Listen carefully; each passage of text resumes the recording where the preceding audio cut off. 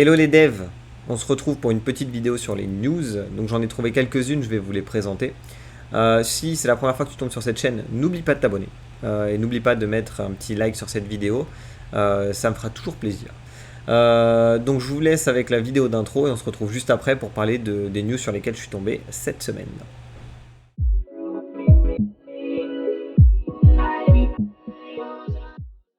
Allez, on commence avec nos news. Vous allez voir, elles sont 4, rapides, simples et efficaces. Comme d'habitude, petit format 5 minutes.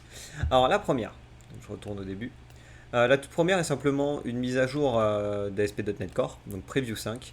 Et il y a énormément d'améliorations sur tout ce qui va être JWT Token, donc ce qui va nous permettre de nous connecter, de nous authentifier via une API. Et donc il y a surtout des améliorations de configuration. Donc par exemple pour simplement rajouter la configuration du WT, on va faire add JWT Bearer. Et ensuite dans le App Settings, on va pouvoir mettre ici, hop, authentification. Le schéma, le bearer. Quel type? L'audience. Très, très intéressant, franchement c'est super pratique.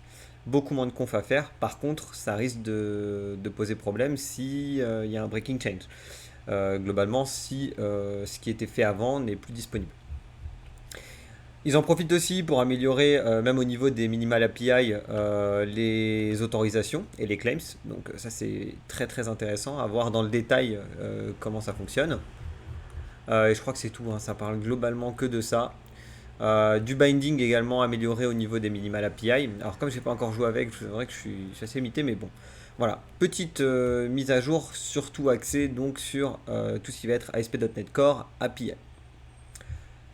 Deuxième news très générique, c'est l'arrivée de GitHub Copilot sur Visual Studio 2022, pour ceux qui utilisent Visual Studio 2022. Et cela arrive exactement, quasiment au même moment que...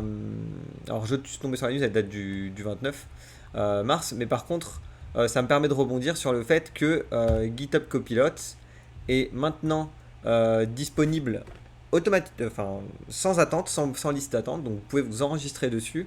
Vous avez 2 mois gratuits et ensuite soit vous payez 10 € par mois, soit 100 € par an. Clairement, moi je vais mettre la main à la poche puisque je trouve l'outil très très très performant. Donc voilà pour tout ce qui va être plutôt axé C#. Maintenant on va passer aux news React et TypeScript. Alors pour TypeScript, donc on a la 4.8 bêta qui vient de sortir, donc vous pouvez la mettre à npm en mettant le @bêta, et elle va surtout apporter des améliorations au niveau du typage et au niveau également des performances.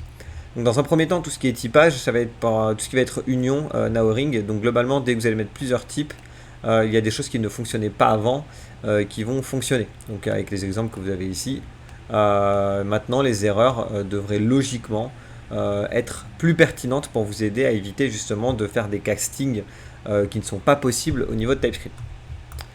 Il y a également tout ce qui va être de l'inférence de type. Donc si vous utilisez le mot infer ici pour faire des types génériques assez complexes, vous allez avoir également des améliorations au niveau du type conditionnel et donc des erreurs qui vont remonter plus souvent.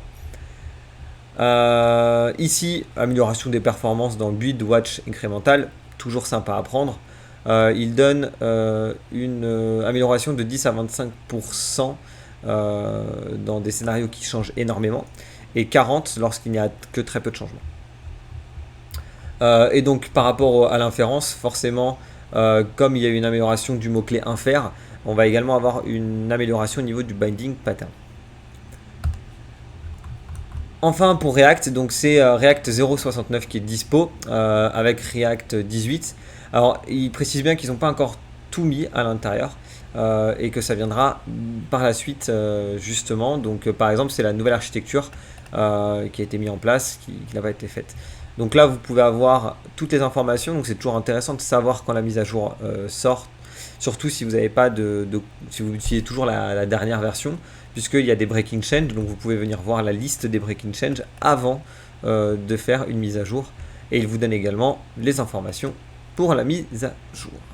Voilà, donc on en a terminé pour toute notre petite news. Il n'y en avait pas beaucoup, mais on a quand même la chance d'en avoir eu quelques-unes pour que je fasse une petite vidéo. J'espère que tu as apprécié les news dont je t'ai parlé. Je te les mets en lien en dessous. Donc tu verras que les liens sont raccourcis.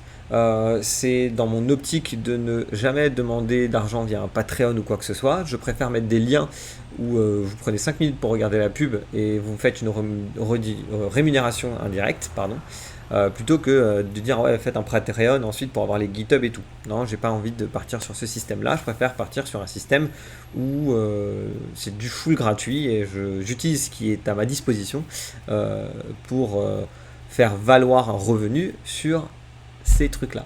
Si tu apprécies ce petit format news, oublie pas de mettre un like et un petit commentaire. Et n'hésite pas, si tu tombes sur des news, de les mettre en commentaire si je les ai loupés sur cette semaine. Comme ça, tu peux en faire profiter les autres. Je vous dis à une prochaine fois pour les news si je tombe dessus. Ciao les devs.